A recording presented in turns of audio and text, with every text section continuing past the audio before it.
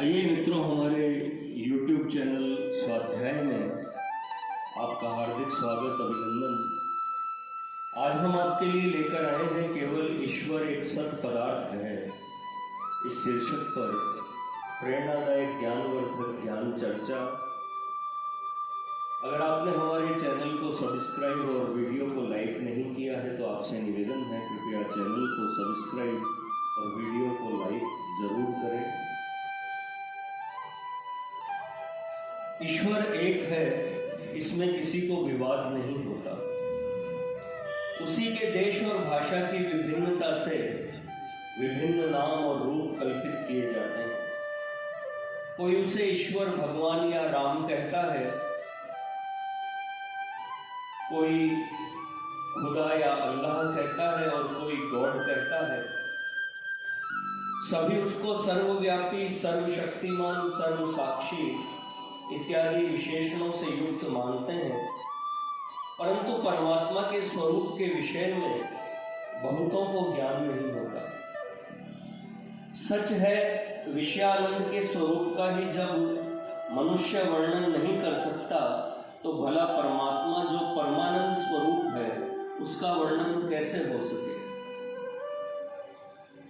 जो लोग इस परमानंद के आनंद का अनुभव करते हैं वह भी जिस प्रकार गूंगा स्वप्न के दृश्य का वर्णन जगने पर नहीं कर सकता, उसी प्रकार उस अनुभव का वर्णन नहीं कर सकते। तथापि तत्वदर्शी पुरुषों ने अपनी अपनी समझ के अनुसार कुछ न कुछ कहा ही है। सब जानत प्रभु प्रभुता सोई, तदपि कहे बिना रहा न कोई। मैं भी आज उन्हीं महापुरुषों के अनुभव के आधार पर अपनी अल्प बुद्धि द्वारा पाठकों की सेवा में कुछ अर्पण करना चाहता हूँ। विचार कर देखा जाए तो सृष्टि की रचना में ब्रह्मा से लेकर छोटे से छोटे कीट पर्यंत दो ही मुख्य वस्तुएं प्राप्त होंगी, प्रकृति और पुरुष।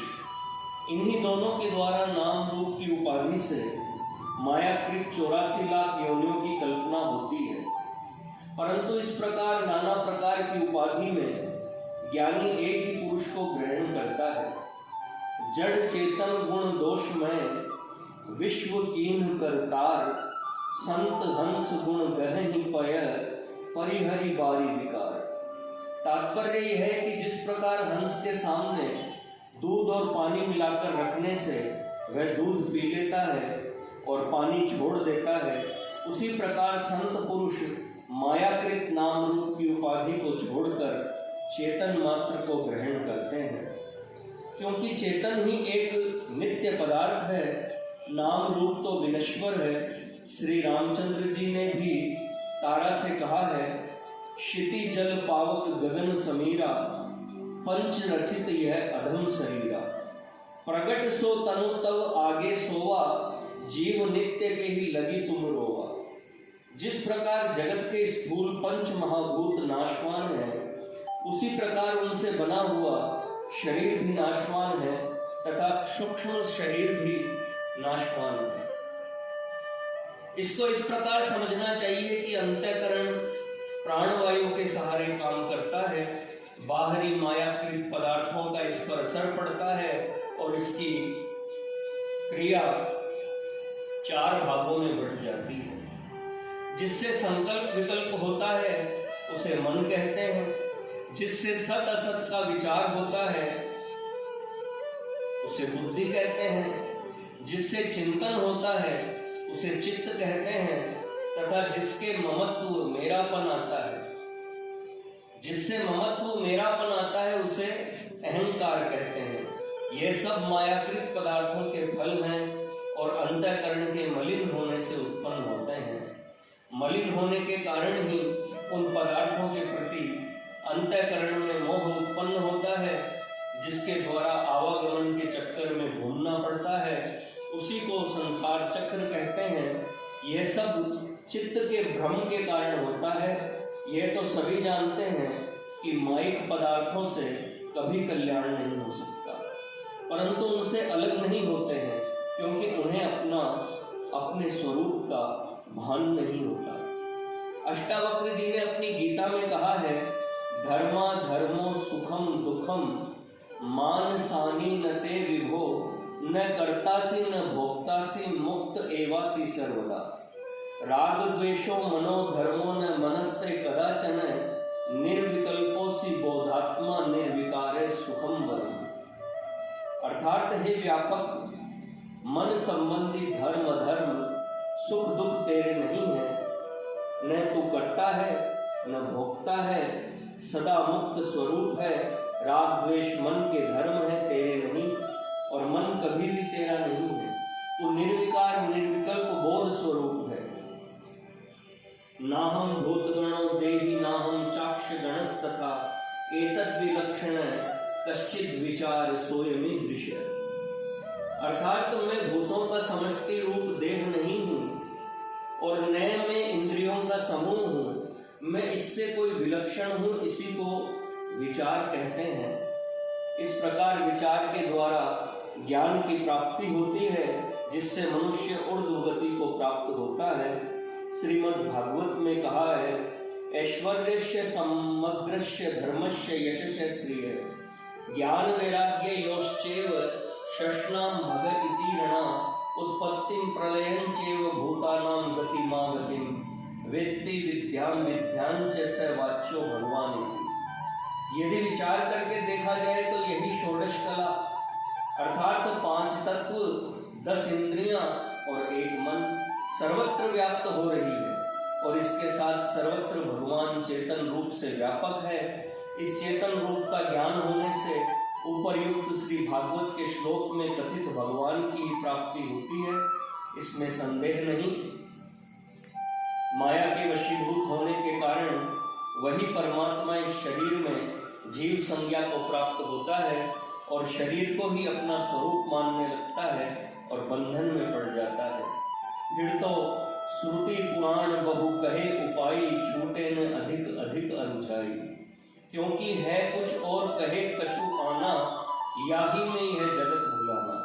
वास्तव में तो यह चेतन परमात्मा का अंश है, चेतन है, अविनाशी है, निर्विकार है, शुद्ध है, माया के गुण से वर्जित है, शरीरों में आकाशवत सर्वत्र व्याप्त है तथा जड़ पदार्थों का प्रकाशक है।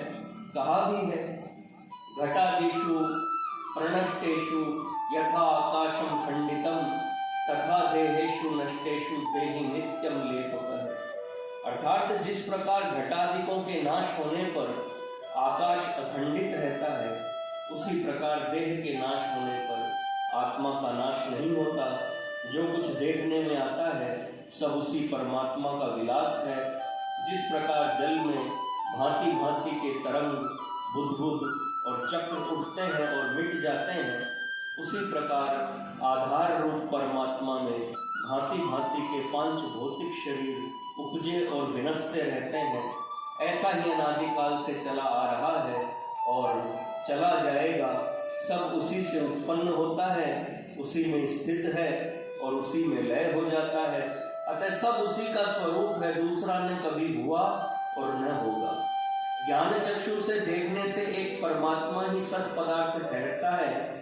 चर्म दृष्टि से अविवेक के कारण, आरोपित नाम रूप के कारण भेद कल्पना उठती है। इसी को संसार कहते हैं। यह माया का कार्य है। योगाभ्यास द्वारा माया का पर्दा फट जाता है और केवल अपना शुद्ध निर्गुण स्वरूप अद्वितीय स्वयं प्रकाशमान स्वतः सिद्ध साक्षात्कार होने लगता है। यह माइक जगत स्वयं कोई वस्तु नहीं है, अविद्या के कारण इसकी प्रतीति होती है और इसी अविद्या के कारण प्राणी इधर उधर मारे मारे भटकता है, परंतु उन्हें सुख शांति नहीं मिलती। जैसे कस्तूरी तो मृग की नाभि में ही होती है और वह उसकी प्राप्ति के लिए इधर उधर दौड़ा फिरता है। इसलिए उचित है कि ज्ञान योग द्वारा अपनी आत्मा में अखंड आनंद स्वरूप परमात्मा का साक्षात्कार कर संसार के भ्रम से मुक्त हो शांति प्राप्त की जाए। क्योंकि जब तक अपने स्वरूप का साक्षात्कार नहीं होता तब तक किसी प्रकार भी शांति नहीं मिल सकती। साक्षात्कार हो जाने पर कर्म बंधन में प्राणी नहीं आ सकता, क्योंकि अपना वास्तविक स्वरूप निष्क्रिय है। इसलिए शास्त्रों ने भांति भांति से समझाया है।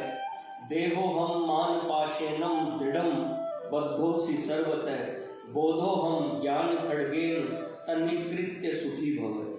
अर्थात मैं देह हूँ, इस अभिमान रूपी फांसी से तुम खूब बंध रहे हो, इसलिए मैं बोध स्वरूप हूँ। इस ज्ञान रूप खड्ग से उस अभिमान रूप बंधन को काटकर सुखी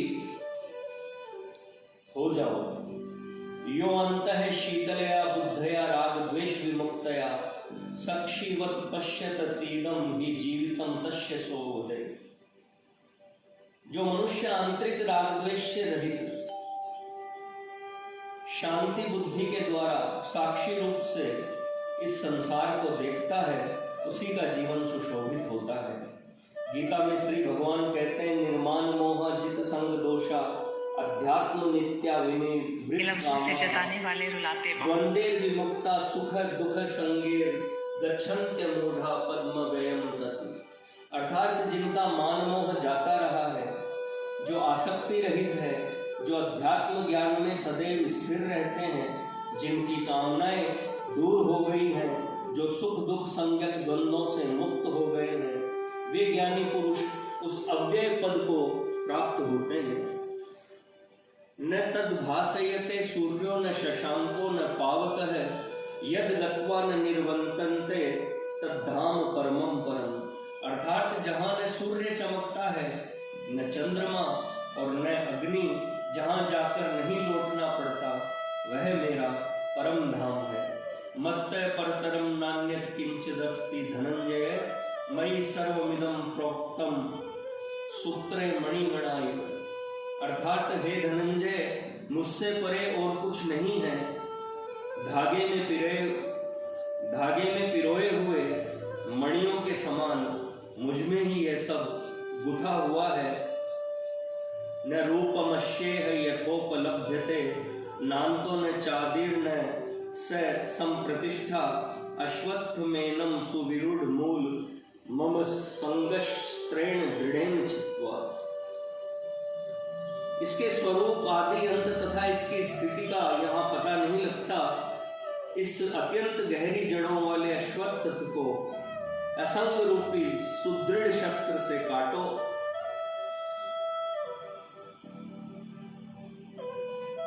गोविंद हरे गोपाल हरे, गोविंद हरे गोपाल हरे। राधे राधे, जय श्री कृष्ण। मित्रों,